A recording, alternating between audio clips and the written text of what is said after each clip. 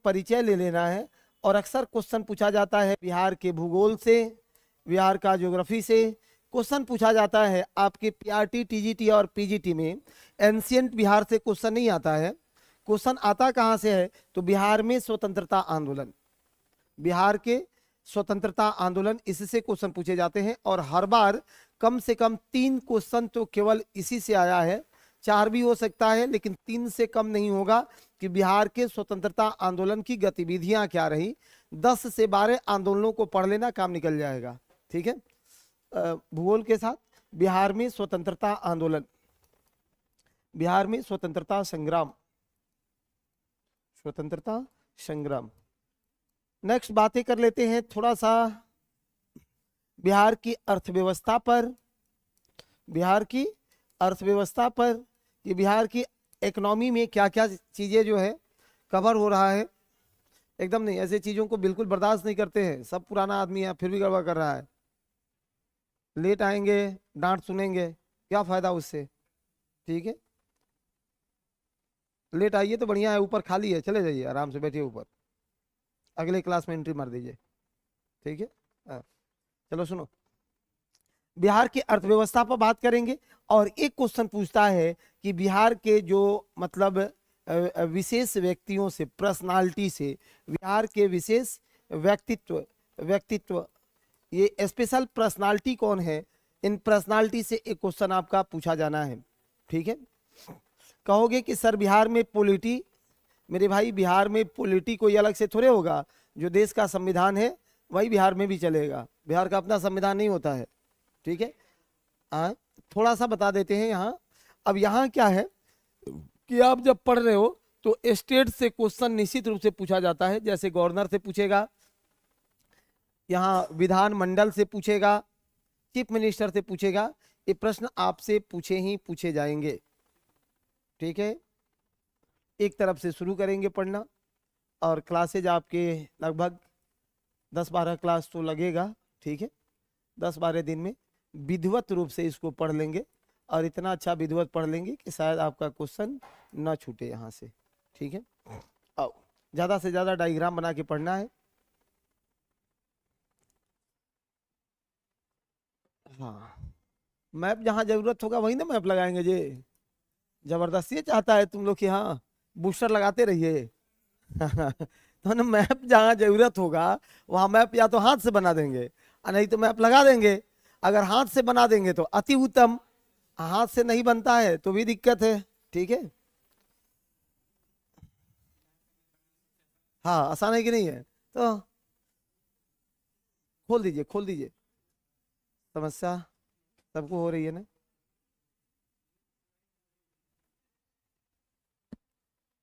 बिहार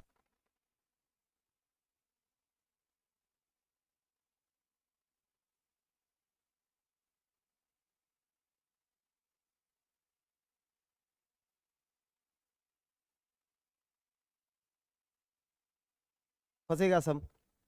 चलिए, हाँ ठीक है, देखो नाम के साथ पहला कि इसका नाम धार्मिक पुराणों में कहीं मिलता है क्या, एक तो ऐसे देख लीजिएगा। दूसरा, इसका नाम बिहार क्यों पड़ा, क्यों पड़ा। तीसरा, बातें कर लेते हैं कि मध्यकाल में नाम पर भी कोई बात है क्या, और आधुनिक काल में बिहार की स्थिति क्या रही। हर स्तर पर फरिया लेना है, समय हम लोगों के पास बहुत है, इसलिए मैं सब चीजों पर काम कर लेना चाहता हूं। सुनो, बिहार बिहार क्यों पड़ा। बिहार ये बहुत सामान्य सा शब्द, हर एक लोगों को जानने वाली बातें हैं। मैं बस दोहरा दूंगा कि यहाँ यह बौद्धों की जन्म स्थली है। सुनना है, सुन के अच्छा करिए ना। बौद्धों की जन्म स्थली है। बौद्धिस्ट यहाँ घूमने आते थे, और भारत ही नहीं विदेशों में कहीं भी यदि बौद्ध धर्म हो तो उसके अनुयायी निश्चित रूप से गया का भ्रमण करते ही करते थे। और जब आते थे तो घूमने को क्या कहते हैं आज भी, कि बहुत बिहरा तरह, एक भोजपुरी में चलता है कि बहुत बिहरा तरह, सुना है कभी तुम लोग? नहीं सुने हो? हाँ, बहुत बिहरा तरह है, बहुत बिहरा तरह। एगो गांव में भोजपुरी में भाषा में चलता है क्या जी, छपरा सिवान में बहुत फेमस है। चलता है ना, हाँ, कि बहुत बिहरा तरह। तो बिहरना का एक मतलब होता है भ्रमण करना, घूमना। तो यहाँ बौद्धिस्टों का जो तीर्थ था, तो यहाँ लोग घूमने के लिए आते थे, विहार करने के लिए आते थे। विहार जैसे नौका विहार शब्द सुना है कभी, कि नौका से घूमना। तो हमने इसको बहुत सोचा, जैसे किताब वालों ने एक लाइन पर निकाल दिया है इसको, कि सर बिहार का अर्थ होता है निवास, जहां मठों में बौद्धिस्ट निवास करते थे। हमने कहा ये जस्टिफाई नहीं हो रहा है। बिहार का मतलब एक ये भी तो होता है ना, कि तीर्थ का भ्रमण करना, एक जगह से दूसरे जगह जाना, बिहार करना, ये भी तो एक मतलब है ना। तो इससे इसका नाम बिहार पड़ा है। देखो बिहार का इतिहास निश्चित रूप से सबको बेहतर तरीका से पढ़ के रखना चाहिए। ये इसलिए भी कि साथियों, बिहार अनेक शताब्दियों तक, लगभग 1200 वर्षों तक शिक्षा, संस्कृति और शासन का केंद्र रहा था बिहार। शब्द को संयोग के ले जाना कि बिहार लगभग 1200 वर्षों तक शिक्षा, संस्कृति और शासन का केंद्र था अपना बिहार। यह नंद वंशीय शासकों की, महान मौर्यों की और गुप्त जैसे महान साम्राज्यों की राज्य स्थली था अपना बिहार।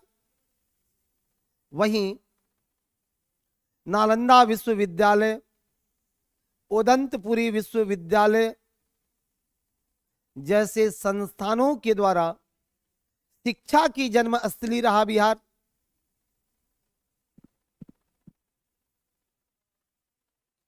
चंद्रगुप्त मौर्य, अशोक, समुद्रगुप्त जैसे महान शासकों की कर्मस्थली है बिहार। चाणक्य, आर्यभट्ट, ऐसे ऐसे महान विद्वानों का निवास स्थली है बिहार। और क्रांति के भी मामले में सबसे आगे है बिहार। आज आधुनिक क्रांतियां हटा दो, मध्यकाल में पूरे देश में मुगलों का डंका बज रहा था, तो मुगलों को रोकने का काम किया था बिहार। शेरशाह सूरी मारा, हुमायूं को भगा दिया। तो मध्यकाल में भी मुगलों को रोकने का काम किया था अपना बिहार। और वही आधुनिक काल में भी जितने भी अंग्रेजों का पहला खिलाफ शुरू हुआ था, उसमें भी सबसे अग्रणी रहा था बिहार। तिलका माझी 1784 में हथियार भांज रहे थे, जब पूरा भारत अंग्रेजों के सामने नतमस्तक हो रहा था 1784 में। वहां पर अंग्रेजों का खिलाफ किया बिहार। और अहिंसा के मामले में भी हम सबसे आगे हैं, क्योंकि गांधी के सत्याग्रह का प्रयोगशाला है अपना बिहार। तो जितनी बातों को हमने इस भूमिका में बता दिया, अगर उतनी बातों को आप पढ़ लेते हो तो ठीक ठाक से आप ज्ञानवान हो जाओगे। आपको बिहार के बारे में एक अच्छी इंफॉर्मेशन और जानकारी मिल जाएगी। क्या मोबाइल चला रहे हैं? हाँ हाँ, बेटा स्कूल गया है। बहुत समस्या है, बहुत समस्या है। सुनो, अगर पुराणों में देखो तो बिहार की चर्चा कहां मिलती है सर? शतपथ ब्राह्मण का नाम सुने हैं? ब्राह्मण ग्रंथ के शतपथ ब्राह्मण में बिहार की चर्चा मिलती है। शतपथ ब्राह्मण में बिहार की चर्चा मिलती है। ऋग्वेद में भी बिहार शब्द को लिखा गया है। शतपथ ब्राह्मण में बिहार की चर्चा मिलती है, ऋग्वेद में भी बिहार को लिखा गया है। ऋग्वेद में भी बिहार की चर्चा की गई है। वही रुको, क्लर्क नहीं बनना है, मास्टर बन के जाना है ना। मास्टर का काम है कि 2-3 दिन बच्चा को बिना लिखे पढ़े भी जाकर के पढ़ाना। भीड़ जाते हैं केवल लिखने में ही, कोई बात हुआ?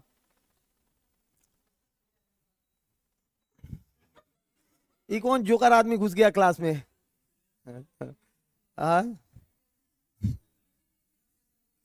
कोई बात नहीं, कलाकार, उसको कलाकार बोलते हैं। हाँ, देसी कलाकार है, बहुत अच्छी बात है। 21वीं सदी का हैं? दशरथ मांझी मत बनो। बहुत आदमी सब दशरथ मांझी बनने के राह पर अग्रसर है कि चट्टान तोड़ देंगे, चांद पर घर बना देंगे। अरे कुछ नहीं होने वाला है, मास्टर बन के आराम से स्कूल में जाओ। अभी का रियल स्थिति यही है, झूठ मूठ में कल्पनाओं की दुनिया में नहीं जीना है। क्योंकि हाँ, दशरथ मांझी के उससे अब बिहार पढ़ रहे हैं तो बातें सब पर होगी। दशरथ मांझी की जो वो परिकल्पना थी वह स्वार्थ से परे था। अब तुम स्वार्थ से लबालब डूबे हुए हो। अब दोनों में पहाड़ तोड़ने की जो संभावनाएं हैं वो एनर्जी बिल्कुल अलग अलग है। बिल्कुल अलग है कि नहीं है? समझ रहे हो मेरी बात को?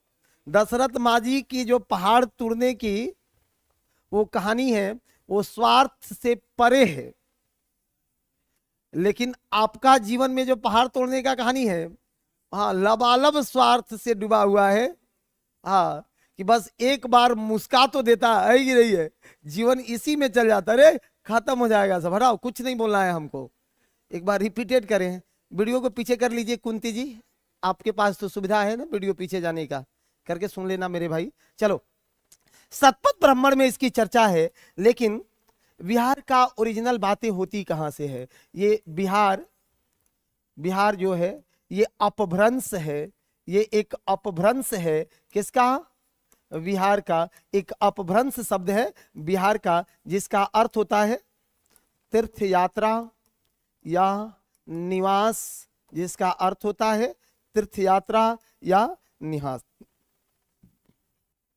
थोड़ा मेजर प्रॉब्लम फंसता कहाँ है? मध्यकाल में नाम को लेकर के, मध्यकाल में नाम को लेकर के। ठीक है, आप सुने हो मोहम्मद बख्तियार खिलजी, उसका नाम सुना है कि नहीं आपने?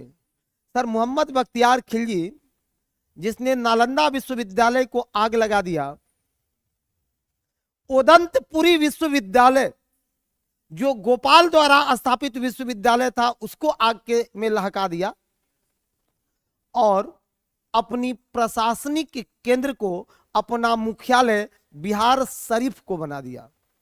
बिहार शरीफ को बनाया है। इसमें भी शब्द आके जुड़ा है बिहार शरीफ। अब हिंदी वाले जितने उर्दू पढ़ने वाले हैं वो हमको बताएंगे कि शरीफ का मतलब क्या होता है।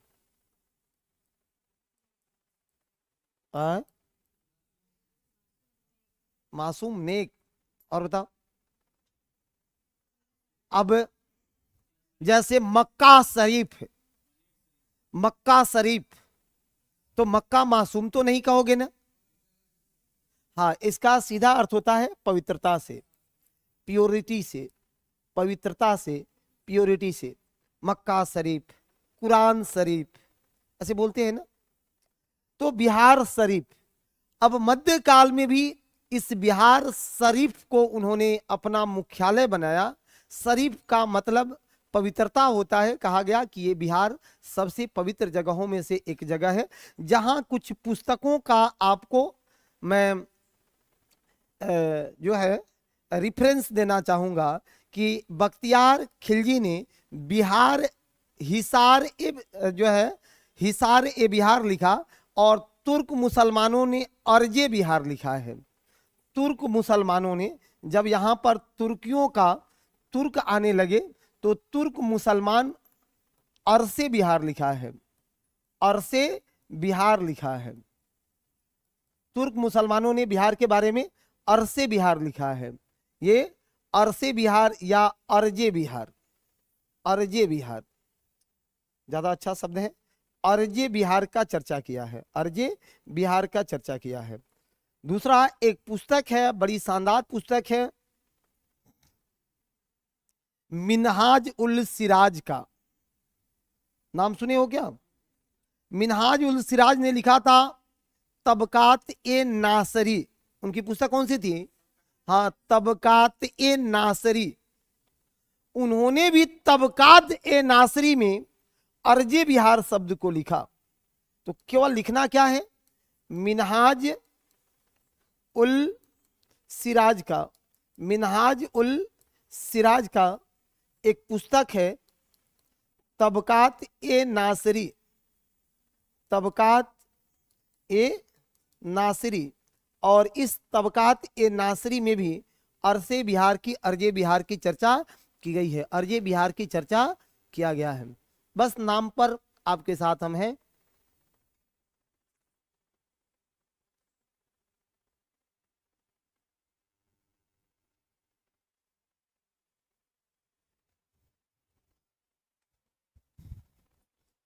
ऑनलाइन वाला सबका कि वीडियो रुक जाता है, क्यों रुक जाता है मेरे भाई? वीडियो मोबाइल को एक बार देखो। अब ठीक है सबका? यस करो, यस करो निश्चित रूप से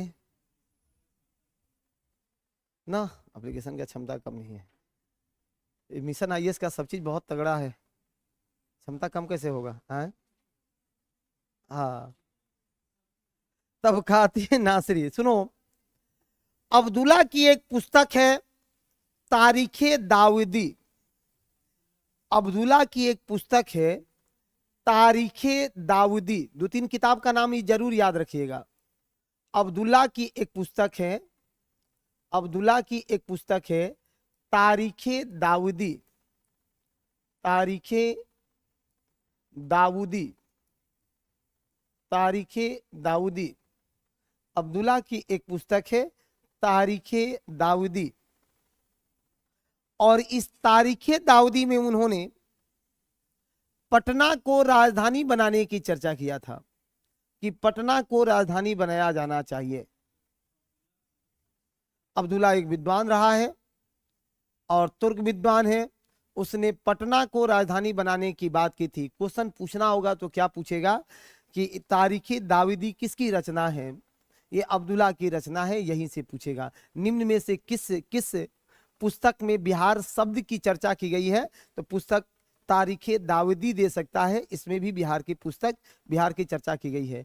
एक जो है 1309 ईस्वी में एक और पुस्तक आया है विद्यापति का, नाम सुने हो?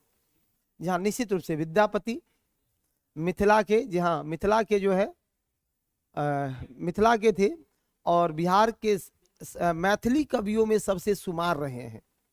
कहा तो यह भी जाता है कि विद्यापति के घर भगवान स्वयं आकर के नौकर का काम किया करते थे और विद्यापति में वो ताकत थी कि वो डेली गंगा स्नान करते थे। जीवन के अंतिम दिनों में जब गंगा स्नान करने जा रहे थे और गिर गए तो गंगा को पुकारा था कि गंगा हमको स्नान आज करना है माँ। तो गंगा उनके पास से गुजरी है। इसलिए विद्यापति जहाँ मंदिर बना हुआ है, मैं तो नहीं गया हूँ, जाने का बहुत इच्छा है, कि उसके ठीक जो है एकदम बीच में यहाँ विद्यापति मंदिर है और चारों तरफ से गंगा जी यहाँ बहती है, ऐसा कहा गया है। दरभंगा में है, समस्तीपुर में है, हाँ मिथिलांचल क्षेत्र में है, वहीं समस्तीपुर में है। हाँ दरभंगा एयरपोर्ट भी इन्हीं के नाम पर है, विद्यापति अंतर्राष्ट्रीय हवाई अड्डा। सुनो बोर्ड पर रहो। तो विद्यापति से पूछेगा क्या सर? विद्यापति से दो बातें पूछ सकता है। एक तो इनकी पुस्तक कौन सी है? कृतिलता। इनकी एक रचना है कृतिलता और ये पूछा भी है बीपीएससी ने कि कृतिलता किसकी रचना है? विद्यापति की रचना है। कृतिलता विद्यापति की रचना है और इस कृतिलता में भी बिहार शब्द की चर्चा की गई है, बिहार की चर्चा किया गया है। कृतिलता में भी बिहार की चर्चा किया गया है, कृतिलता में भी बिहार की चर्चा की गई है, कृतिलता में बिहार की चर्चा की गई है, कृतिलता में बिहार का चर्चा किया गया है। ठीक है, देखो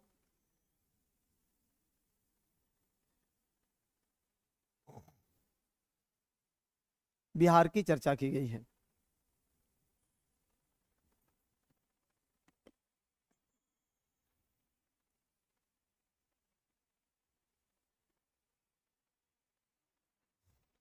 पंकज जी ऑनलाइन वाले तो हमारे दिल में बसते हैं, बाकी लोगों का क्या है? अब देखो ये हमसे भी शिकायत करता है जी, ऑनलाइन वाला सब तुम लोगों के पास मेरा रूह भटकता है, आत्मा अनुभव करो। हाँ हाँ, मेरा रूह भटकते रहता है और सब एक आदमी के पास हम रहते हैं, लेकिन तुम ही लोग हमको भुला देते हो।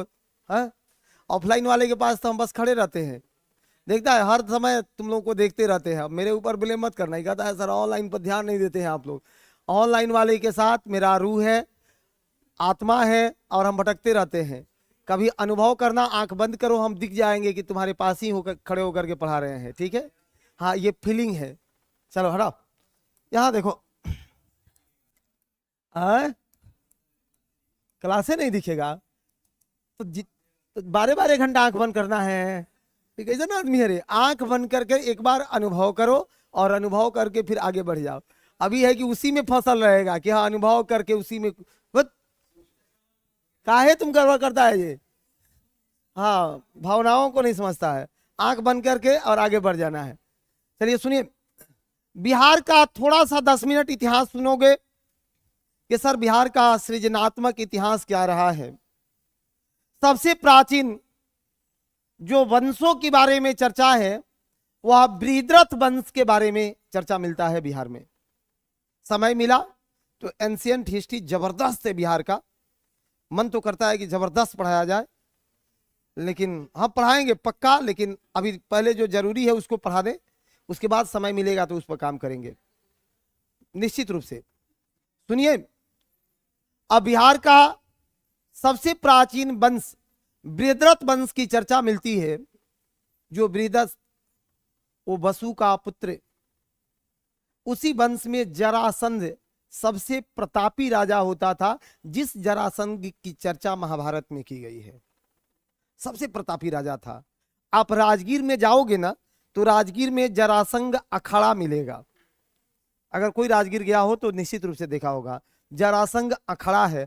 आज भी वहां की मिट्टी पीली के पीली है, अखाड़े भर का मिट्टी येलो कलर का है। कहा जाता था कि यहीं पर भीम और जरासंध के बीच 12 दिन तक युद्ध चला, तो 13वें दिन कृष्ण के प्रयास से भीम ने जरासंध का वध किया था उसी अखाड़े पर। उसके बाद जो पहला सिस्टमेटिक राजवंश की चर्चा मिलता है वो हर्यक वंश की चर्चा मिला। बिंबिसार ने हर्यक वंश की नींव रखी और अपनी राजधानी राजगृह गृहव्रज को बनाया था, गृहव्रज को बनाया था। और बिंबिसार भी अपने जीवन में अच्छा किया। उसी का पुत्र अजात शत्रु, आज भी गांव में एक कहावत कहते हैं, यदि बेटा बाप का चप्पल बेटा के पैर में आ जाए तो उसे दोस्त बना लेना चाहिए, नहीं तो बेटा ही कभी कभी खतरा कर देता है। इतिहास गवाह है। बिंबिसार को लोभ था कि अभी कुछ दिन और एंजॉय करेंगे, और बेटा कह रहा था कि अब तुम्हारा उम्र चला गया है कि नहीं है। देख रहा है ना, बिहार में भी हालातें वही चल रही है।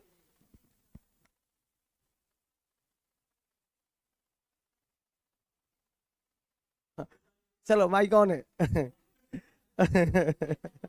सुनिए, तो यहां भी बेटा कह दिया कि देखो बुढ़ापे की समय है। बेटा ने भी मान लिया बुढ़ापा का समय है, बुढ़ापे में थोड़ा सा इधर उधर आदमी हो जाता है, तो मान लेंगे आत्मा मेरे ही साथ घूम रही है ना। तो बिंबिसार के साथ भी यही भावनाएं हुआ।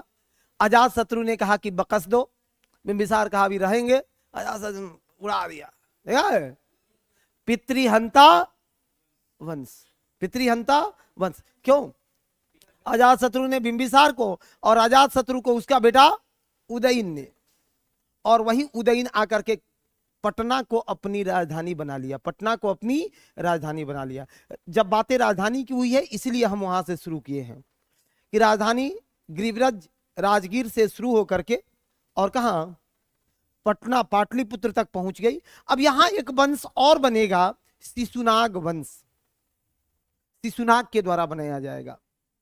और शिशुनाग को लगा कि पटना में उसके बहुत विद्रोही हैं, उसका नहीं चलेगा, तो उसने अपनी राजधानी को वैशाली ट्रांसफर कर दिया।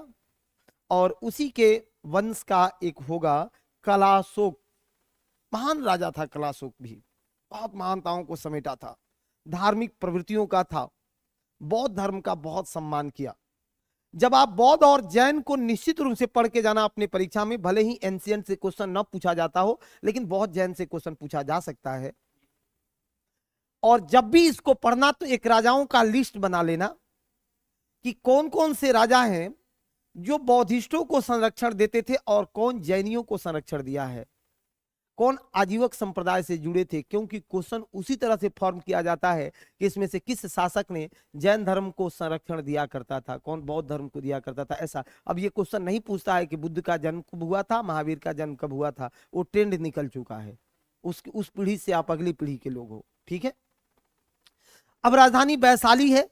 कलाशोक ने कहा कि अरे भागने से जीवन नहीं चलता है, चलो अजात शत्रु के यहाँ रहते हैं, उसी वाले घर में। फिर वह पाटलिपुत्र लेकर के आया और यहाँ के बाद नंद वंश की शुरुआत होती है इसी पाटलिपुत्र में। महापदम नंद, महापदम नंद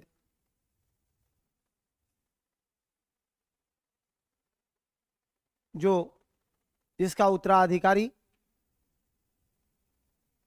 अब महापदम नंद पर भी बहुत सारी बातें हैं कि उसे सर्व छत्रांक, एकराट, क्षत्रियों का नाश करने वाला, ऐसा उपमा दिया गया, क्योंकि उसे एक शूद्र माना जाता था, नाई माना जाता था। और वहां के बाद अपनी यात्रा को फिर धीमे धीमे आगे बढ़ाओ, धनानंद पर पहुंचना। धनानंद एक ऐसा विलासी व्यक्ति जिसको अपने धन, बल और ताकत पर स्वाभिमान ही नहीं घमंड था। तो स्वाभिमान तो बहुत अच्छी चीजें हैं, एटीट्यूड होना चाहिए। मैं यूपीएससी में एथिक्स भी पढ़ाया हूं, एक ऐसा व्यक्ति, उसमें एटीट्यूड पर पढ़ाई बहुत लंबी चौड़ी होती है कि एटीट्यूड होना चाहिए। अब ऐसा नहीं कि एकदम पड़े हुए हो, आहा तुम नहीं तो ये संसार छोड़ देंगे, शोषण होगा तुम्हारा। हाँ यही तो है, शोषण होगा तुम्हारा। एटीट्यूड होना चाहिए कि चलो हाँ तुम नहीं तो कोई और सही, वो नहीं तो कोई और सही, ये एटीट्यूड है। और इसको बोलते हैं पॉजिटिव एटीट्यूड। और पॉजिटिव एटीट्यूड का कभी शोषण नहीं होता है। तो आप में भी एटीट्यूड होना चाहिए, आप टीचर बनने जा रहे हो, पॉजिटिव एटीट्यूड होना चाहिए, ठीक है। लेकिन धनानंद में निगेटिव एटीट्यूड था। ये वही पीरियड है जिस पीरियड में सिकंदर का भारत पर अटैक हो रहा है, आक्रमण हो रहा है। जी हां, अलेक्जेंडर अरस्तु से आशीर्वाद लेकर के विश्व विजय की महत्वाकांक्षाओं के साथ भारत की ओर अग्रसर हुआ। तो सबसे पहले किसी भी मामले, घटना की चिंता किसको होती है? पहली चिंता जो बुद्धिजीवी वर्ग है, बिना पढ़े लिखे लोगों की क्या चिंता है? आज रिक्शा चलाने वाले को कहो कि हमने विश्व गुरु बनने जा रहे हैं, वो कहेगा भाड़ में जाए तुम्हारा विश्व गुरु। हाँ, आज हमें रोटी नहीं मिल रही है, तुम विश्व गुरु बना रहे हो, उसकी चिंता नहीं है। सर, अरुणाचल प्रदेश में चाइना नाम बदल रहा है। एक बेरोजगार रिक्शा चालक भिखमंगा उस पर कोई प्रतिक्रिया देगा? कहेगा कि भारत का भी नाम बदल दे, कोई फर्क नहीं पड़ता है, क्योंकि हमें रोटी नहीं मिल रही है। अब वहां चिंता हो रही है तक्षशिला में बैठे हुए चाणक्य को कि सिकंदर भारत पर आ रहा है। उन्होंने कहा कि सबसे भारत का मजबूत साम्राज्य है मगध, वहीं से पनाह मिलेगी। मगध पहुंचते हैं और मगध में धनानंद के जब मिलने का प्रयास किया जाता है तो पहले तो मिलाया ही नहीं जाता है, लेकिन बहुत जिद के बाद धनानंद अपनी भोग विलास में डूबा था। वो नृत्यंगनाओं का नृत्य और मदिरा पान की उस सभा में चाणक्य को उपस्थित कराया गया और चाणक्य ने अपना प्रपोजल रख दिया। अब बताओ, इतने आनंद के पल में वैश्विक नीतियां किसी को अच्छी लगेगी? पता चल रहा है इधर एकदम मुजरा चल रहा है, सुरापान हो रहा है, और कोई आकर के कहे कि सर आपके राज्य पर खतरा है और तुम बाहुबली हो, मार थप्पड़ उसका एकदम, है कि नहीं है? मेरी राज्य पर खतरा है और आगे उपदेश बांटने भागो। धनानंद ने भी यही कहा गया, मास्टर तुम्हारा काम है बच्चों को पढ़ाना, राजनीति ये राजाओं का काम है, छोड़ो और जाओ पढ़ाओ। कहा कि एक बार सोच लीजिए, गार्ड को कहा ज्यादा डिस्टर्ब कर रहा है, उठा के फेंक दो। देखिए दरबार ने बाहर फेंका, चोटी खोल ली, घटा वही है ना, चोटी खोल लिया। कहा कि शिक्षक कमजोर नहीं होता, निर्माण और विनाश दोनों गोद में पलते हैं। इन्हीं शब्दों के साथ निकल गया। तक्षशिला जाने के क्रम में आप उत्तर प्रदेश जाना।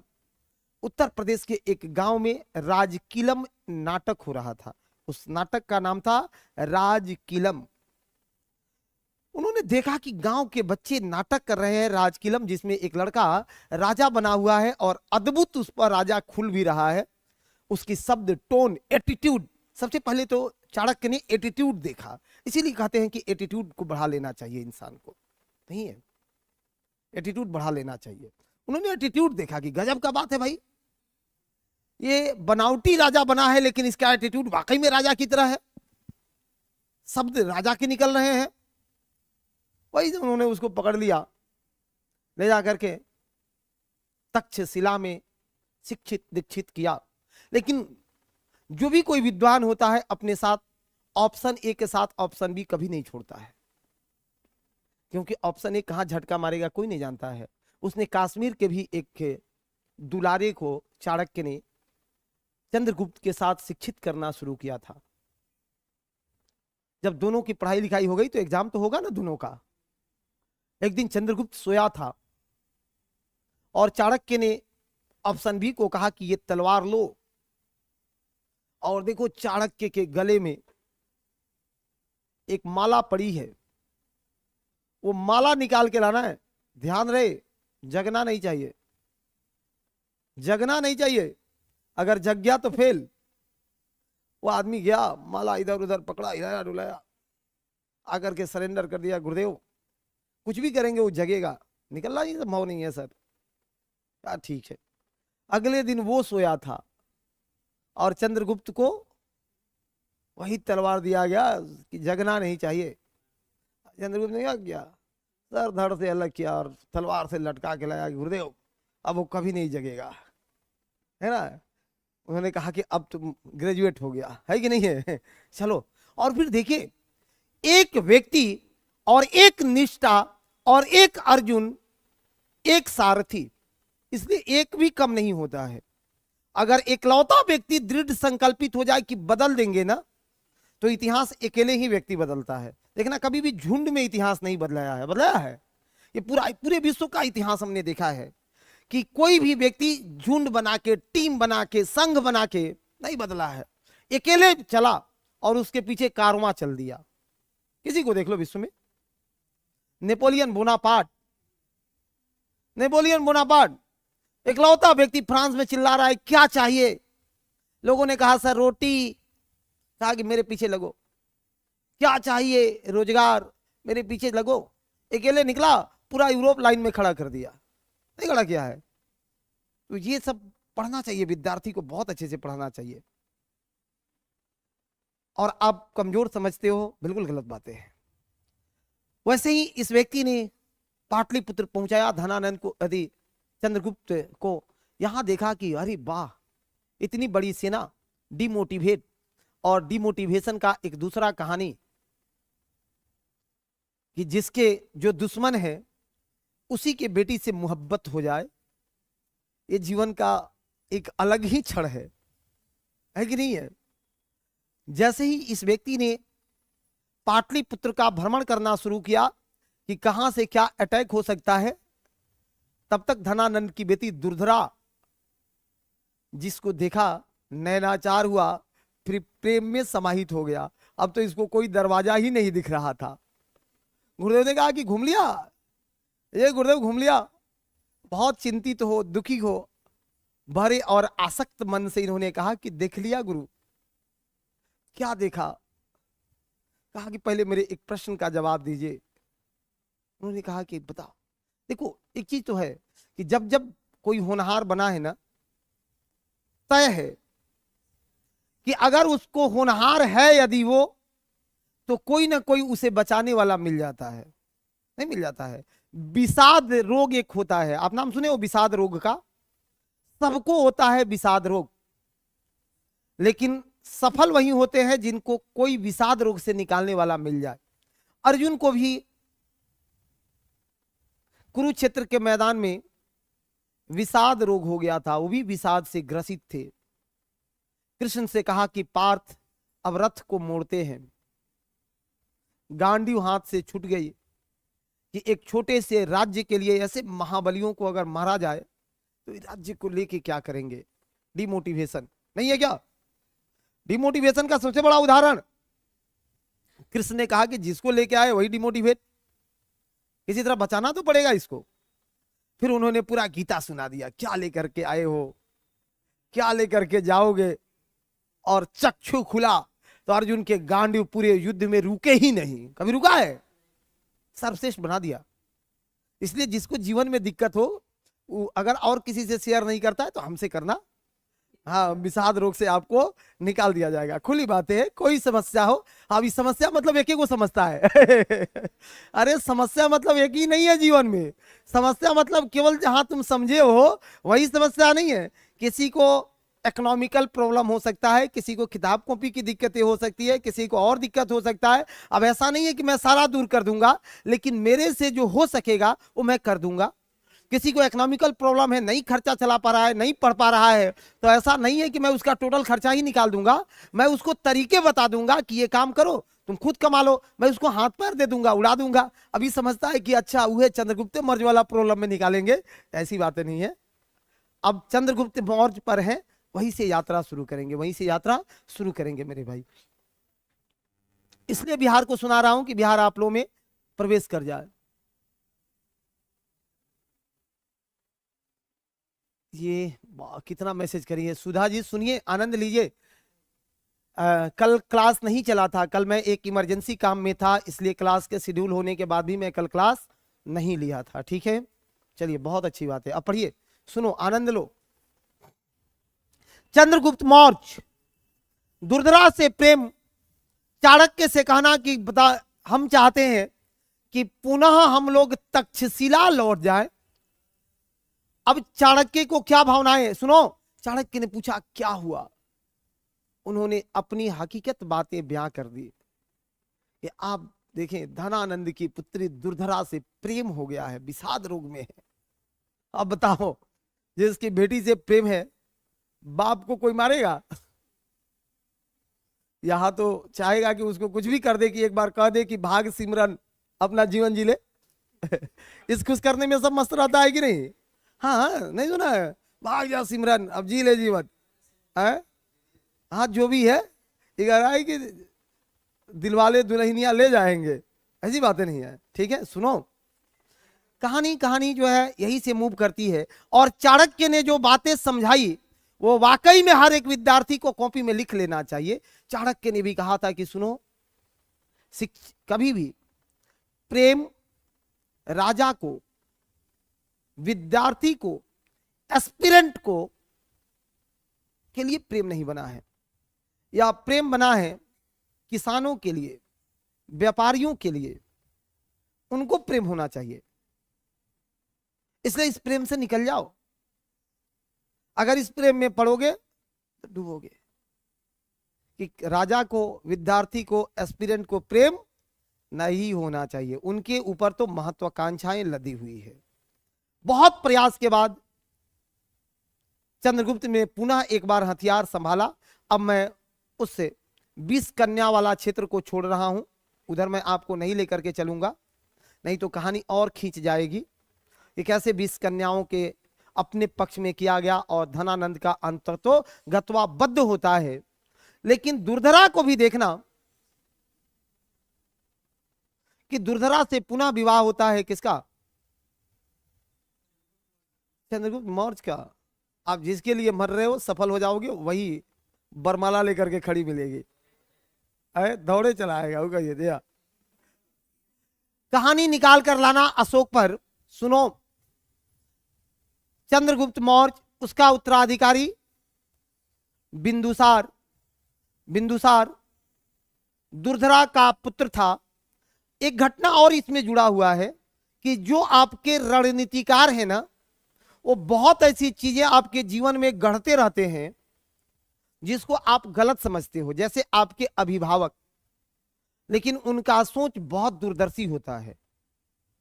चंद्रगुप्त मौर्य को 20 पुरुष बना दिया था चाणक्य ने, कि एक ऐसा एस्पिरेंट तैयार किया कि जिस पर 20 का भी कोई हमला नहीं होगा, जहर भी कुछ नहीं कर सकता है। समझो इस तरीका का तैयार किया था कि कोई जहर भी दे के नहीं मार सकता है। रोज थोड़ा थोड़ा सा जहर खिलाते थे, थोड़ा थोड़ा सा खाना में। ये आदमी का पॉइजन्स, ये आदमी पर जहर का असर नहीं होगा। दुर्धरा प्रेग्नेंट थी, पति का प्रेम, कहिए एक बार खाना होना आया, कहिए खाएंगे आप ही में। ये चंद्रगुप्त को भी पता नहीं है कि हम जहर खाते हैं, लेकिन उन्होंने भी कहा कि मेरे में क्या, मेरे ही हाथ से खा लो। अपने ही हाथ से खिला दिया उसको।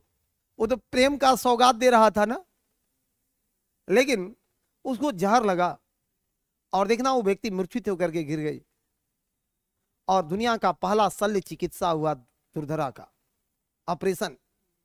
और उस ऑपरेशन से बच्चा हुआ बिंदुसार। माथे पर एक 20, नाम पड़ गया बिंदुसार।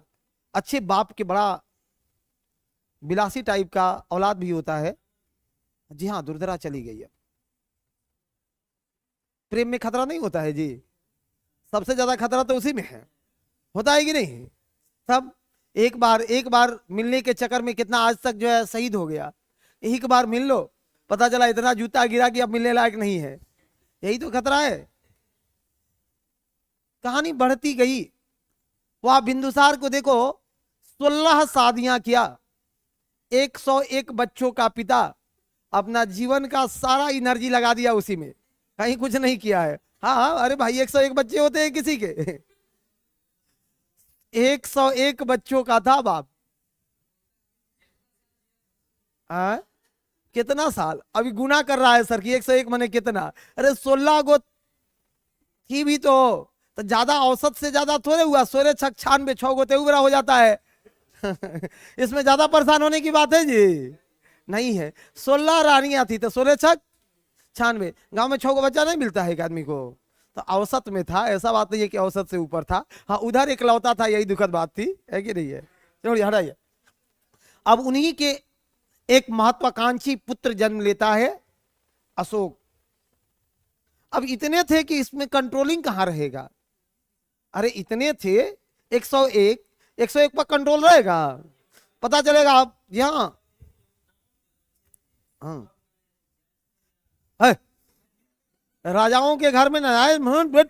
अभी कौन कौन बात बोल रहा है तुम लोग, सुनो। ऐसी बातें, और आप चले हो ऐसी सुनने। दुनिया में हर चीज देखो। पहली बात सुनो, बच्चे जायज ही होते हैं। आज मैं खुले मंच से बोल रहा हूं, बच्चे जायज होते हैं, बाप नाजायज हो सकता है।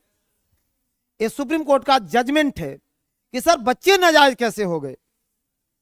बच्चा इस दुनिया में आ रहा है तो उसकी क्या गलती है, और आप किसी पर प्रतिकार करते हो, ये सबसे गलत बात है। एनडी तिवारी का नाम सुने हो ना, उत्तर प्रदेश के पूर्व मुख्यमंत्री रहे हैं एनडी तिवारी। ये एनडी तिवारी के एक ऐसे ही बच्चा था, मामला बहुत लड़ाऊ।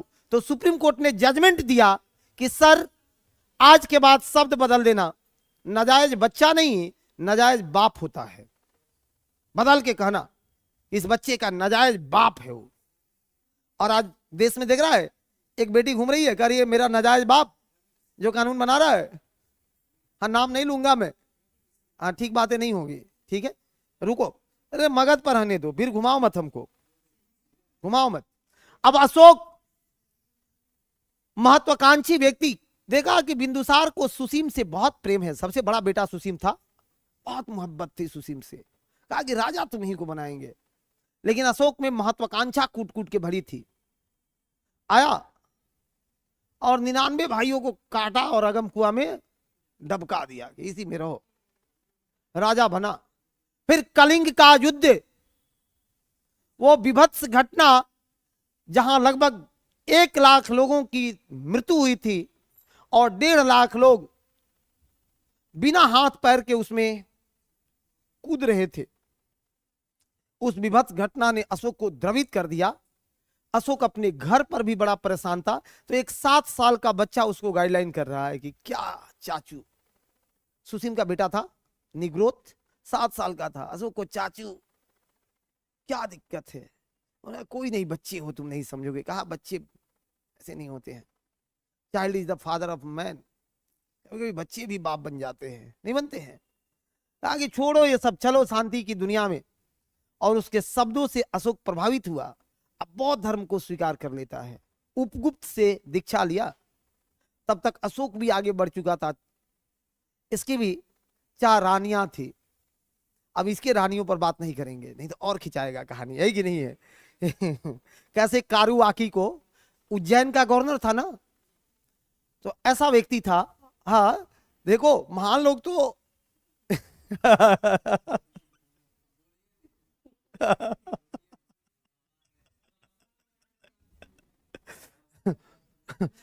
बोलेंगे तो इलीगल हो जाएगा ना कि जितने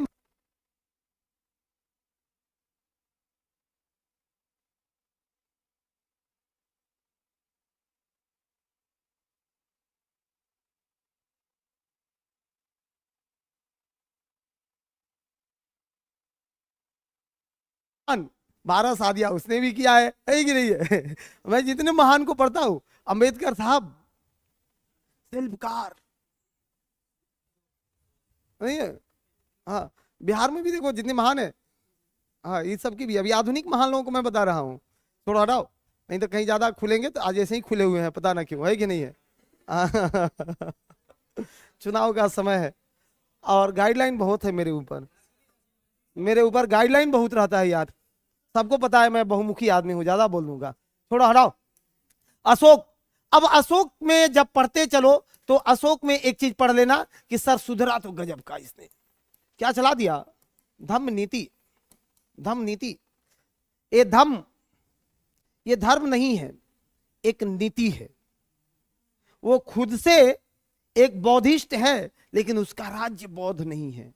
धम्म नीति चलाया, नारा दिया जियो और जीने दो। क्या शानदार नारा था अशोक का, जियो और जीने दो।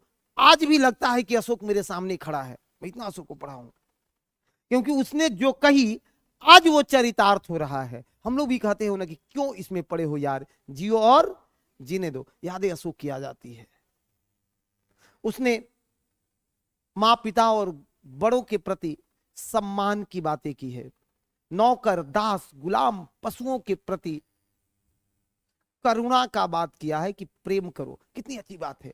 अशोक की जितनी नीतियां थी कि उसने मनुष्यों के लिए भी अस्पताल खुलवाया, पशुओं के लिए अस्पताल खुलवाया, दवा की व्यवस्था की, पेड़ लगवाया, तालाब पानी के लिए बनाया। और आज हमारे डीपीएसपी में राज्य के नीति निदेशक तत्व पढ़ो तो जितनी चीजें राज्य के नीति निदेशक तत्व थे अशोक उस समय इंप्लीमेंट कर रहा था, सब लगवा रहा था। कहा कि ये होना चाहिए एक राजा का कर्तव्य। तो अशोक कितना प्रासंगिक है। कौटिल्य, कौटिल्य चाणक्य को पढ़िए, अर्थशास्त्र। अगर राजा को निरंकुश होना चाहिए, राजा को निरंकुश होना चाहिए। निरंकुश मतलब अंकुश नहीं होना चाहिए, पेटीकोट शासन नहीं चलाना चाहिए सर। फ्रांस में, फ्रांस के राजवंश का, ब्रुवो वंश का इसलिए पतन हो गया क्योंकि सबकी रानियां उस पर हावी हो गई। पढ़ाई कभी फ्रांस की क्रांति, सब रोज वर्ल्ड हिस्ट्री के लिए चिल्लाता है। आज का ऐसा क्लास जिसमें सारा सब्जेक्ट आ गया। हाँ वहां ब्रुवो वंश इसलिए पतन हुआ क्योंकि रानियां हावी हो गई। जिस घर में भी, महिलाओं का मैं बहुत सम्मान करता हूं, प्रणाम करता हूं, ऐसा नहीं है कि हाँ उनके मैं अगेंस्ट हूं, लेकिन ये बात कहता हूं कि जिस घर में भी महिलाएं ज्यादा एक्टिव हो जाए, पता नहीं क्यों, हाँ वो घर से प्रेम और सौहार्द थोड़ा सा कमजोर हो जाता है। अब मैं उनका सम्मान करता हूं, उसके बहुत अंदर नहीं जाऊंगा, है कि नहीं है। ब्रुवो वंश में इसलिए दिक्कतें हुई क्योंकि रानियों ने समझा, वहां 2 चीज याद रखना, फ्रांस में क्यों समस्या हुई थी सर, आय के अनुसार व्यय सुनिश्चित नहीं किया जाता था, बल्कि व्यय के अनुसार आय सुनिश्चित किया जाता था। और जिस परिवार में भी ऐसा होगा उस परिवार में कर्ज, तंगी, समस्याएं आती रहेगी। हम लोग अपने आय के अनुसार अपना एक्सपेंस तय करते हैं कि आय क्या है तो कितना खर्च करना चाहिए।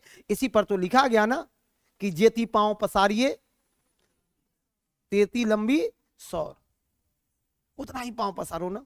और फ्रांस ने वो नहीं किया। लुई 16वां की जो मैडम थी, वो तो कहा जाता था कि वो दुनिया की सबसे महंगे विलासी चीजों में जीवन जीती थी, लोगों ने आग लगा दिया उसको, कहा जियो अब। अरे तो चाणक्य यहां भी कृतार्थ है। उन्होंने जो कहा, आज तक आपको दिख जाएगा कि पड़ोसी कभी मित्र नहीं होता है। होता है क्या? चाहे पास बैठने वाला हो, चाहे पास में बसने वाला हो, दोनों से बच के रहना चाहिए। अब यहां भी पास में बैठते हो तो सोच रहे हो कि मेरा गजब का है, खतरा है। हाँ, पड़ोसी के साथ भी रहना आसान नहीं है और पड़ोसी के बिना भी रहना आसान नहीं है। चाणक्य उस समय आगे चले गए। दूसरो सुनो, शत्रु का शत्रु मित्र होता है। आज भी है कि नहीं है? हमारे सगे शत्रु है चीन, सगे शत्रु है पाकिस्तान, दोनों मौसेरा फुफेरा भाई बना हुआ है, एक दूसरे को छोड़ के जी नहीं सकता है क्योंकि दोनों शत्रु हैं। चरितार्थ है। अब चाणक्य आज भी है। पूरे पंडित जवाहरलाल नेहरू से लेकर के और नरेंद्र मोदी तक की वैदेशिक नीतियों को उठा लो, दोनों की वैदेशिक नीति को उठाओ, हर जगह आपको चाणक्य दिख जाएंगे कि जैसे ही हमारा पश्चिम कमजोर हुआ, हमने पूरब की ओर देखना शुरू किया। याद है इंद्र कुमार गुजराल डॉक्ट्रिन। पश्चिम हमारा कमजोर हुआ तो हमने क्या लुकिश पॉलिसी ला दी कि छोड़ो पश्चिम, छोड़ो अब पूरब देखेंगे। यही तो है चाणक्य। और इस प्रकार मौर्यों की एक महान साम्राज्य जैसे ही आगे निकला, उसके बाद मौर्योत्तर काल की घटना, बिहार उसमें भी प्रभावी रहा है। लेकिन मौर्योत्तर के बाद फिर से एक बार गुप्त डायनेस्टी, गुप्त राजवंश का नींव पड़ेगा और गुप्तों ने बिहार से पुनः एक बार पूरे देश पर शासन किया है, पूरे देश पर शासन किया। और योद्धा तो उसमें भी थे, सबके सब योद्धा ही रहे। चंद्रगुप्त प्रथम से लेकर के समुद्रगुप्त तक तो आदर्श है। समुद्रगुप्त भारत का नेपोलियन। कितना गलत बात है, ये यूरोपीय इतिहास की अतिक्रमणता दिखती है कि नेपोलियन अपने जीवन में वाटरलू का युद्ध हार गया 1814-15, 18 में हार गया। हमारा चंद्रगुप्त जो है समुद्रगुप्त हारा ही नहीं। देखो और पूरे भारत को, जहां पूरे भारत को जीत लिया, चारों तरफ जहां गया वहां जीतते आ गया। और फिर भी हम तुलना करते हैं कि भारत का नेपोलियन है। लिखा तो जाना चाहिए कि नेपोलियन जो है यूरोप का समुद्रगुप्त है, ऐसा लिखा जाना चाहिए ना। ये औपनिवेश होने का सबसे बड़ा अभिशाप हमारे माथे पर। मध्यकाल से हम लोग आते गए, मध्यकाल में स्थिति हमारी और भी बुरी होती गई। जितने भी क्षेत्रीय डायनेस्टी है वो देखना। आधुनिक काल में भी बिहार का बहुत बड़ा रोल रहा है। हमारे यहां सबसे पहले जनजातीय विद्रोह जो शुरू हुए वो कहां से शुरू हो रहे हैं? बिहार से। अंग्रेजों के सामने सबसे पहले हथियार उठाने वाले बिहारी थे। आज ना खैर हिस्सा कुछ कट के झारखंड में गया है, उस समय तो सब बिहारी था। तो पहला बार बिहारियों ने अंग्रेजों के आंख में आंख टाक करके और हथियार उठाने शुरू की थी। जहां तिलका माझी ने हथियार उठाया, संथालों ने, सिद्धू कानू चांद भैरव, 4 भाई अब भगा के रहेंगे। बिरसा मुंडा नाक में दम कर दिया, या कि नहीं? बताएं आपको जनजातीय विद्रोह का आधार क्या है, बेस क्या है? अंग्रेजों का भारत में दो लोगों ने पहला विरोध किया था। देखो कौन कौन किया था? किसान और जनजाति।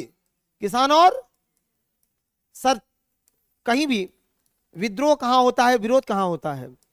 विरोध कहां होता है? जहां समस्या हो, जहां समस्या हो। इन्हीं दो के साथ समस्याएं तो थी। जमींदार भी मस्त थे क्योंकि उसके पास आय बहुत बड़े स्तर पर आ जा रहा था। एकदम खुश थे कि नहीं थे? व्यापारी भी ठीक थे, ठीक ठाक उनका व्यापार चल रहा था, क्यों आएंगे विरोध करने? जो नौकरी पेशा में थे वो भी ठीक थे। लेकिन समस्या थी किनको? किसानों को और जनजातियों को। जनजातियों के साथ जो मूल समस्या थी, पहली बात तो इनके जल, जमीन और जंगल, जल, जमीन और जंगल पर नियंत्रण करने का प्रयास किया गया। ठेठ भाषा में इनके जल, जमीन और जंगल पर कंट्रोल करने का प्रयास किया गया है। नहीं किया गया? हाँ जी, अंग्रेजों ने कहा कि तुम फल खा सकते हो, वृक्ष नहीं काट सकते हो। रहो, फल खाओ, वृक्ष नहीं काट सकते हो। जिस जमीन वृक्ष को अपना मानते थे उसी को काट करके ट्रेन की पटरियों में बिछाने लगे। अब जनजातियों के अंदर में एक नया द्वेष पैदा किया, बेगार करवाने लगे। इससे भी बड़ी समस्या थी अबकारी नीति। उनकी जो अबकारी नीति आई थी, अबकारी नीति क्या था? इस नीति में, अबकारी नीतियों पर क्या प्रावधान थे कि प्रत्येक घर से 1 रुपया टैक्स लिया जाएगा शराब के लिए। प्रत्येक घर से 1 रुपया टैक्स लेंगे। किस लिए? शराब के लिए 1 रुपया टैक्स लेंगे। अब देखो जनजातियों को कितना खराब लगा कि मेरी दादी बनाती थी, दादा पीते थे, कोई पूछने वाला नहीं है। मम्मी बनाई, पिता पिए, मस्त चला। अब मेरी वाली बनाती है, हम पीते हैं, तो टैक्स मांगने आ गया। मारो फिरंगियों को। हाँ, यही से तो आया कि मारो फिरंगियों को। आज भी देखना, चले जाना कभी जनजातीय क्षेत्रों में, शराब उनका पैशन है, पैशन है। पंजाब नहीं, खास करके झारखंड के चतरा जंगलों में आज भी जो जनजाति है, मैं फिजिकली उनका भ्रमण किया हूं। ये चीजें मुझे इतना नजदीक ले गई। जी हाँ, चावल को सड़ा करके जो बनाते हैं, मैं फिजिकली उसका भ्रमण किया हूं। पूरे गांव के लोग, जितने लोगों को एक साथ बनती है, वो एक जगह इकट्ठा होते हैं और सबके घरों से घड़ा में शराब आता है। जंगल के बीच में गांव है, जानवरों से चिंता है, रात्रि में आग जलाया जाता है और वहीं पर जहां आग जला करके और महिला और पुरुष अपने कमर में वाद्य यंत्रों को बांधते हैं और फिर वहां जो वो जाम छलकता है, विश्व का सबसे सुंदरतम दृश्यों में से एक दृश्य प्रतीत होता है कि अभी भी हमारे संस्कृतियों का ये एक हिस्सा है, अभी ये चलता है। ठीक है, यहां से आहत हुए और उन लोगों ने इन्हें भगाना शुरू किया। किसानों के साथ क्या समस्या थी सर? कर, सबसे बड़ी समस्या थी कर, वो भी जबरन कर, जबरन कर। देखना मूवी लगान, समझ में आ जाएगी किसानों पर कितनी बड़ी दिक्कतें हैं। अगर पढ़ने से समझ में नहीं आती है तो चैलेंज इनके पास था, क्योंकि कृषि में अनिश्चितताएं सबसे ज्यादा है। सबसे ज्यादा अनिश्चितता कहां है? कृषि में है सर। प्राकृतिक आपदाओं का बहुत बड़ा प्रवेश है इस कृषि में, और जिस साल आपदाओं से कृषि समाप्त हो जाती थी, उस साल भी जमींदार अपने लठैतों को भेज देते थे कि जाओ कर लेकर के आओ, और कर नहीं मिले तो उनको उठा के लाओ। किसानों पर बहुत शोषण हुआ, उनका घर, जमीन, मवेशी जब्त किया गया। इतना से भी जमींदारों का मन नहीं भरा तो उनके बहन, बेटियों और बहुओं को बदसलूकी किया गया, उनको उठा करके लाया गया। अब बताओ, क्या ये किसी आंदोलन को जन्म नहीं देगा क्या? और इसी के बाद किसानों ने अपना बिगुल बजाना शुरू किया था। ये चैलेंज थी। तो बिहार में इन लोगों को खूब खूब पढ़ना है आपको। यहां के बाद निकलोगे तो बिहार तो क्रांति की भूमि रही ही है। लोटा विद्रोह, नोनिया विद्रोह, मुजफ्फरपुर में कारागार जेल में, मुजफ्फरपुर जेल में कैदियों को मिट्टी का लोटा दिया जाने लगा। अरे मिट्टी का लोटा चलेगा? हाथ से गिर के फूट गया, अब उस कैदी को लोटा नहीं मिलता था जिसका फूट गया। एक पीरियड ऑफ टाइम था कि इतने समय के बाद एक और लोटा मुहैया कराएंगे, तब तक वो दूसरे के लोटा से पानी पी रहा था और लोटा के लिए सब विरोध कर दिया। नोनिया लोग सोरा के लिए विरोध कर दिए। सोरा उत्पादक कास्ट है नोनिया। वो जहां 3 रुपया मन सोरा बिकता था, ये 4 रुपया मन की मांग कर रहे थे, इसलिए इनका विरोध रहा था। अलग क्षेत्रों में भी जितने विरोध हुए वो तो थे ही। सोरा से बारूद बनाया जाता था। जी हाँ, बारूद में उसका उपयोग किया जाता था सोरा का। ठीक है, प्रारंभिक स्तर पर उसी का, यहाँ से बहुत बड़ा एक्सपोर्ट होता था उसको लेकर के सारण वगैरह में, मुजफ्फरपुर में भी सूरा मिलता है, चकिया के वगैरह में भी सूरा है, ठीक है। हाँ हाँ, जमीन से सूरा निकाला जाता था, ठीक है। आपके गांव में नहीं निकाला जाता है तो कैसे दिखेगा? अब तो सूरा की जरूरतें नहीं है, क्योंकि अब तो इतने आधुनिक आधुनिक विस्फोटक आ गए कि कौन सूरा को घुमाएगा, कोई सुराएगा? जब से डायनामाइट आ गया ना, तब से सूरा की महत्व खत्म होने लगे थे, नहीं तो पहले सूरा से ही उड़ाया जाता था, ठीक है। चलिए फिर आना तो चंपारण सत्याग्रह,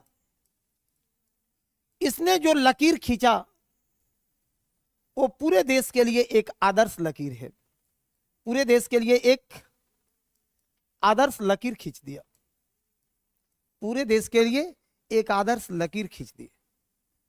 कोई दिक्कत? पूरे देश के लिए एक आदर्श लकीर खींच दिया कि अच्छा ऐसे किसी को झुकाया जा सकता है। गांधी के सत्याग्रह ने बिना लाठी डंडा पर वार किए अपना काम पूरा करके निकल गए और भारत का पहला सफल सत्याग्रह के रूप में गिना गया। असहयोग आंदोलन में बिहार ने बढ़ चढ़ करके हिस्सा लिया। सविनय अवज्ञा आंदोलन, नमक कानून, सारण और चंपारण में नमक बना करके अंग्रेजों के नमक कानून को चैलेंज किया बिहार ने। भारत छोड़ो आंदोलन, हाँ चौकीदार कर, ये भागलपुर क्षेत्रों में कर नहीं देने की बात हुई थी, चौकीदारी कर। देखना पहले गांव में जो चौकीदार होते थे ना, वो काम करते थे ब्रिटिश का और उनका कर देते थे गांव वाले। आज भी चौकीदार कम से कम उस भावना से ग्रसित जरूर है। हाँ, जाता है तो लोग के छपरी पर लौकी देखता है, अगर मिल जाएगा तो काट लेगा। आज भी देखते हैं अपने गांवों में जाते हैं तो, कि आज भी हम कहे कि रे भाई तुम लोग उसी भावना से अभी भी ग्रसित रह गया। चौकीदारों को पहले वेतन नहीं मिलता था, हाँ अब तो बहुत अच्छा वेतन मिलता है, लेकिन उनके अंदर की भावनाएं नहीं गई, उनके अंदर की भावनाएं नहीं गई। आप लोग जानते हो चौकीदार को, देखना अगर पुराने जमाने का चौकीदार होगा तो जरूर लोगों के घर से लौकी घिवड़ा ये सब काट कूट के ले जाता होगा, क्या तो चौकीदार है। हाँ जाता है ना, वो भावना अभी भी उसमें है। चल देगा ना? चलो बहुत अच्छी बात है, सब सब है, ये सब है, हटाइए। अब पहले जेनेटिक पद होता था, पहले वंशानुगत होता था, अंग्रेजों के काल से ही ये वंशानुगत आ गया था कि बेटा बेटा बेटा बेटा, है कि नहीं है? हाँ, जिसके घर वाले अगर हो उसको बुरा मत माना, बहुत अच्छी बात है। चौकीदारी से बढ़िया नौकरी क्या है कि नहीं है? घर रह करके वेतन उठाना, घर में दिन भर खेती करेगा, असाज के चले आएगा चौक ऊपर वर्दी पहन के, और उधर से सब्जी वब्जी वसूल ले आएगा, उससे बढ़िया नौकरी क्या है भाई? अब महीना में वेतन मिलिए जा रहा है, कोई नौकरी उससे अच्छा नहीं है। सुनो आगे बढ़ो। चंपारण सत्याग्रह के बाद हम लोगों ने भारत छोड़ो आंदोलन को देखा है। सर भारत छोड़ो आंदोलन जहां 13 अगस्त का वो दिन, 13 अगस्त का वो दिन 13 अगस्त ही था, जहां सचिवालय पर झंडा फहराने के क्रम में 11 अगस्त 11 अगस्त, देखो तो डेट एग्जैक्ट क्या है, 11 अगस्त पटना गोलीकांड। हाँ, ये 13 अगस्त को जो है ना,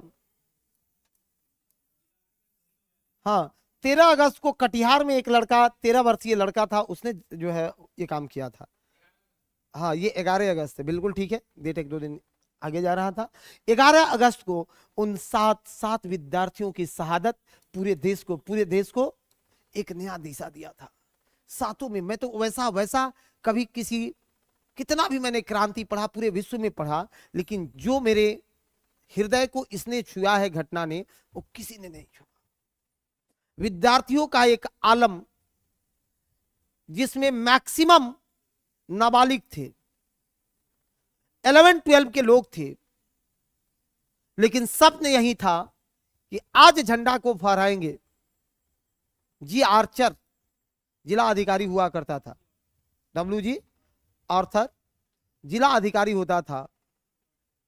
इसने कहा मारो, लेकिन एक से हाथ से झंडा गिरा तो दूसरे ने थामने में चंद मिनट भी विलंब नहीं की और वो मारते गए। अगली हाथ ने झंडा को पकड़ते रहा, अंगतो गत्वा झंडा फहरा ही दिया गया। ये कहानी भी इसमें आप सीख करके रखना। फिर आएंगे हम लोग मूलतः बिहार पर, मूलतः बिहार पर, कि बिहार का एक सामान्य परिचय कर लेते हैं। बिहार का एक सामान्य परिचय कर लेते हैं कि आधुनिक बिहार का गठन कैसे हो रहा है। आधुनिक बिहार का गठन कैसे हो रहा है। आधुनिक बिहार का गठन कैसे हो रहा है, सुनो। सबसे पहले मेरे भाई कब, तो 1912 में, सबसे पहले 1912 में दिल्ली दरबार, दिल्ली दरबार 1911 में यह निर्णय लिया गया। 1911 में निर्णय लिया गया जॉर्ज पंचम के समय में, जॉर्ज पंचम के समय में। लेकिन 1912 में, 1912 में 22 मार्च को इसकी घोषणा कर दी गई, इसकी घोषणा कर दी गई, औपचारिक घोषणा। और 1 अप्रैल को, 1 अप्रैल को बिहार का स्थापना हो चुका था। 1 अप्रैल को स्थापना हो चुका था। कि घोषणा को ही हम लोग बिहार दिवस के रूप में मनाते हैं। इसी घोषणा को बिहार दिवस के रूप में मनाते हैं। ठीक है, आ जाइए। 1936 यानी 1 अप्रैल 1936, 1 अप्रैल 1936 जब बिहार का पहला विभाजन हुआ, किस रूप में, जी हाँ, ओडिशा पृथक हुआ, ओडिशा पृथक हुआ, ओडिशा पृथक हुआ। 15 नवंबर 2000 झारखंड पृथक हुआ, झारखंड पृथक हुआ। कितना प्रतिशत, 46%, 46% क्षेत्रफल के साथ झारखंड बना था, जबकि 54% क्षेत्रफल बिहार में थे। 54% क्षेत्रफल के साथ बिहार का गठन हुआ है। इसको लिखिए, 54% क्षेत्रफल के साथ बिहार का गठन हुआ है। ठीक है, फटाफट लिखिए।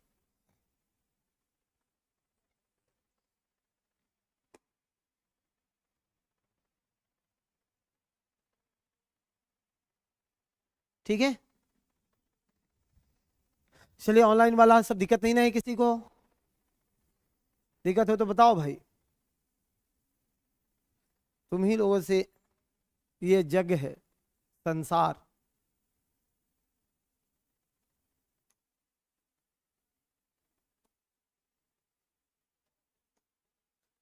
देखो पढ़ाई का क्या माहौल बदल गया। एक दूर बैठा हुआ व्यक्ति जो प्रत्यक्षतः हमको नहीं देख रहा है, और भी इस विश्वास के साथ आगे बढ़ रहा है कि ये मेरा गाइडर है, जिसको मैं फेस से नहीं पहचान रहा हूं, है कि नहीं है। हाँ, ये सब एकलव्य है, ये सब एकलव्य है। आधुनिक जमाने का एकलव्य है। ऑनलाइन पढ़ने वाला सबको क्या कहिएगा, एकलव्य है। कितनी अच्छी बात है कि दूर बैठ करके और इसने सारा गुण सीख लिया। ठीक है, अब पास बैठने वाला अर्जुन बनता है। अब ऐसा नहीं है, तुम एकलव्य का अंगूठा नहीं मांगेंगे, चिंता मत करना। ठीक है, हाँ हाँ, कहाँ लाइक मांगते हैं इसमें, हाँ उसमें तो मांगते ही हैं। अंगूठा उसमें दे दो, ये तो अच्छी बात है।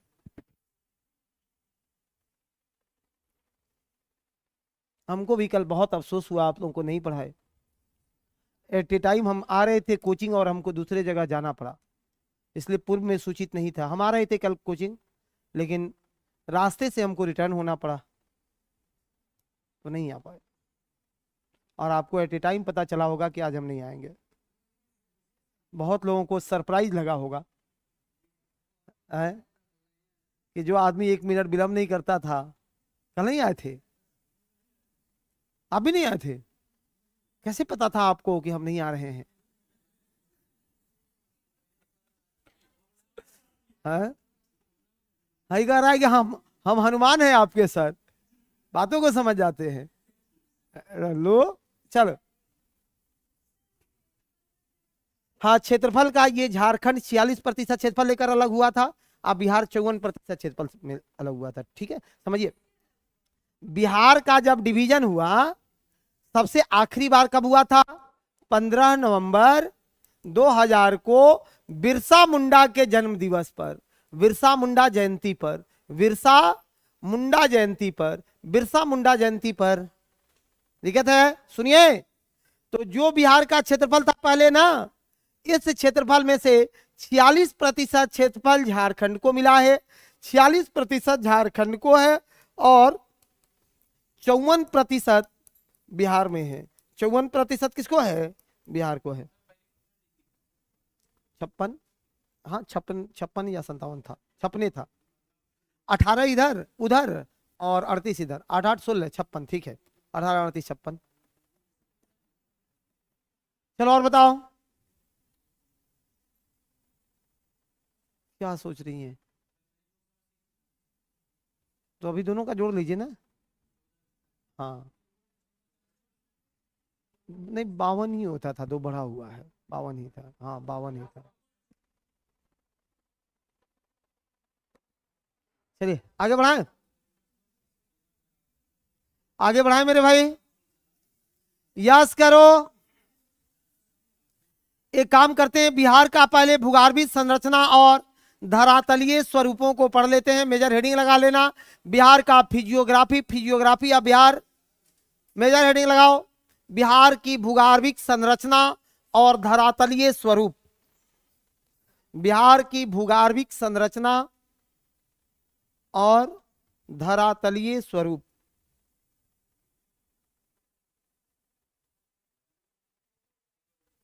बिहार की भूगर्भिक संरचना, जी हाँ, भूगर्भिक संरचना और धरातलीय स्वरूप। हाँ, ज्योग्राफिकल एरिया, बिहार की भौगोलिक संरचना और धरातलीय स्वरूप। यहाँ का लैंड फॉर्म कैसा है? बिहार की धरातलीय संरचना, यहाँ का लैंडफॉर्म कैसा है? ठीक है, ठीक है।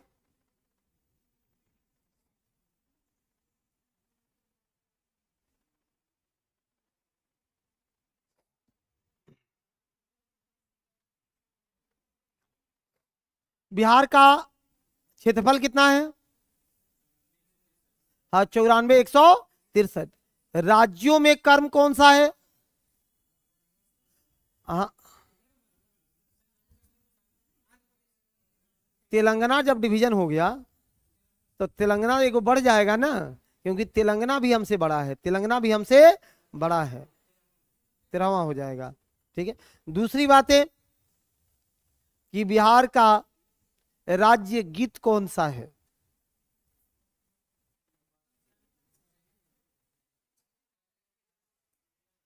मेरे भारत के कंठहार, तुझको बंधन, तुझको सत सत बंधन बिहार।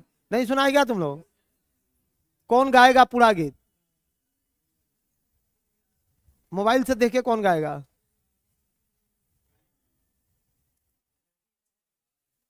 गाएगी या गाएगा? कोई भी हो, कौन गाएगा बताओ, 1 मिनट में गवाते हैं उससे। मुझे भी इच्छा है कि राष्ट्रीय गीत तो सब सुनते हैं, बजाते हैं, राज्य गीत पर भी 2 मिनट समय दिया जाए। इतना बोलते हैं बाबू कि हम लोग का जो आवाज है ना, अब ये गाने लायक नहीं बचा है। आए? के गाएगा? चलाओ इधर, मोबाइल में देखो, सुनो। आज समय कम है, इसीलिए सोचे कि गा दो, कल से धुआंधार पढ़ाएंगे ना इसको फिर से। कौन गाएगा? तुम गाएगे? अरे भाई सुनो, इतना आदमी इसमें बैठल है, इतना आदमी बैठल है, ये अफसोस की बात है कि सर बिहार का राजकीय गीत गाने में किसी में क्षमता नहीं है, साहस नहीं है, धैर्य नहीं है। अब इससे ज्यादा अफसोस क्या हो सकता है? अब जैसे भी गाओ, लेकिन तुमको गाना पड़ेगा ना। नहीं, अफसोस है मेरे भाई। कोई तो मेरा लाल लाली कह देता कि सर यस सर 2 मिनट गाएंगे सर, जैसे भी आता है गाएंगे।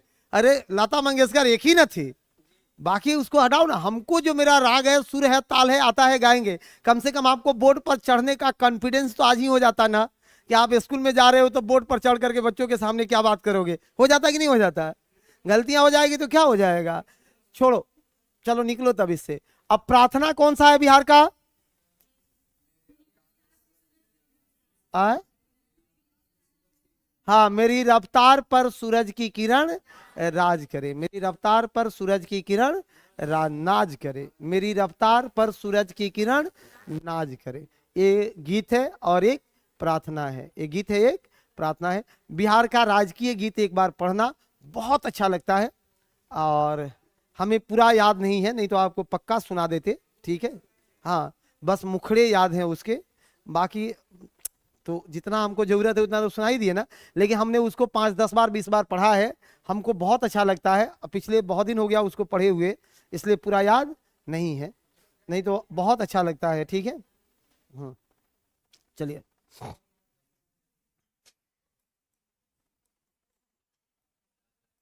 क्षेत्रफल है 94,163 किलोमीटर स्क्वायर।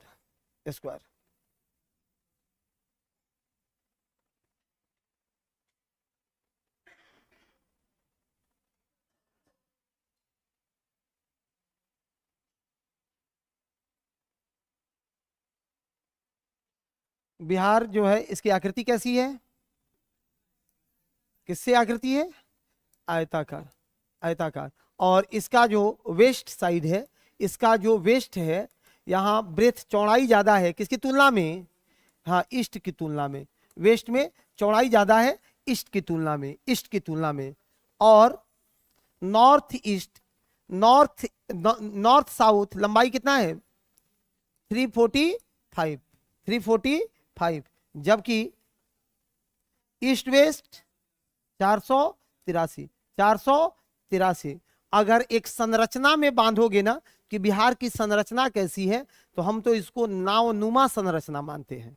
एक नाव की तरह है। कैसे नाव की तरह है? ये सर इसका ढाल ठीक बीच में है, ऐसे है, ढाल ठीक बीच में है। दक्षिण बिहार से भी ढाल उत्तर की ओर आती है और उत्तर बिहार से भी ढाल मध्य की ओर आता है। ढाल है कितना, इसका स्लोप कितना है, जब शब्द आया है तो यहीं पर लिख लेना कि बिहार का स्लोप, ढाल क्या है मेरे भाई, इसका स्लोप है 6 cm प्रति किलोमीटर। 6 cm है, नहीं औसत स्लोप इसका 6 cm ही पढ़ के रखना, 6 cm ही रखना। विशाल जी,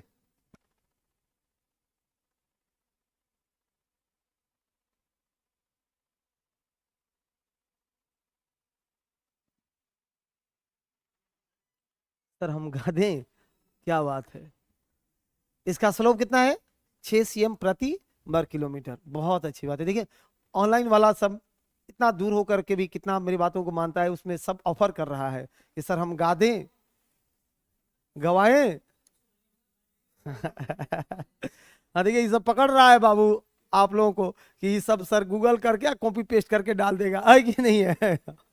हाँ, चलिए अच्छी बात है। सुनो, बिहार की जो औसत ऊंचाई है, ये औसत ऊंचाई और अक्षांशीय विस्तार कितना है? अक्षांश समझते हो ना? हाँ, अक्षांश किधर है हम लोग सर? उत्तर में है कि दक्षिण में? हाँ, उत्तरी अक्षांश है। कितना से कितना डिग्री तक? 24 degree 20 minute. 24 degree 20 minute. Second वाले पर मत जाइए, सेकंड वाले पर एकदम याद नहीं रखिए।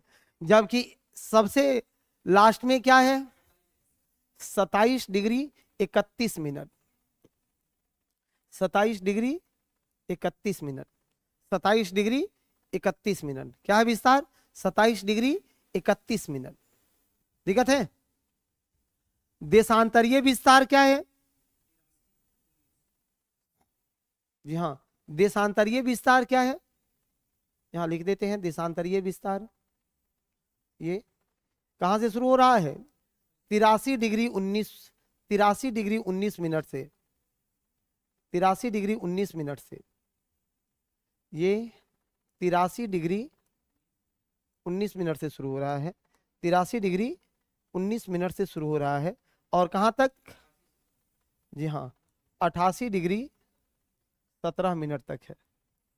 88 डिग्री 17 मिनट है। 83 19 से 88 17 तक है। 83 19 से 88 17 तक है। 83 19 से 88 17 तक है।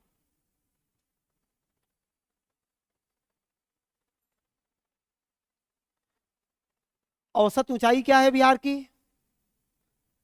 औसत ऊंचाई क्या है बिहार की? औसत ऊंचाई 173 फीट। जी हाँ, 173 फीट है समुद्र तल से। औसत ऊंचाई कहां से मापते हैं? समुद्र तल से। समुद्र तल से। समुद्र तल भी कहां से मापते हैं? तो डेटम लाइन होता है। समुद्र तल जहां से मापते हैं उसको क्या बोलते हैं? डेटम लाइन बोलते हैं। और भारत का डेटम लाइन कहाँ है? चेन्नई में है। भारत का डेटम लाइन चेन्नई में है। नहीं, चेन्नई ही है डेटम लाइन। ठीक है, डेटम लाइन चेन्नई ही है। डेटम लाइन चेन्नई है, इसी से मापते हैं, इसी से मापा जाता है। देखो, छोटा हेडिंग लगाओ। बिहार के भूगर्भिक संरचना को, बिहार की भूगर्भिक संरचना को 4 भागों में बांटा गया है। कितने भागों में? 4 भागों में हमने डिवाइड किया है। बिहार के भूगर्भिक संरचना को कितने भागों में? 4 भागों में बांटा गया है। अब ये थोड़ा डिफिकल्ट चीजें होगा, कल से इसको कंटिन्यू करेंगे, ठीक है? आज से आप लोग पढ़ के आना।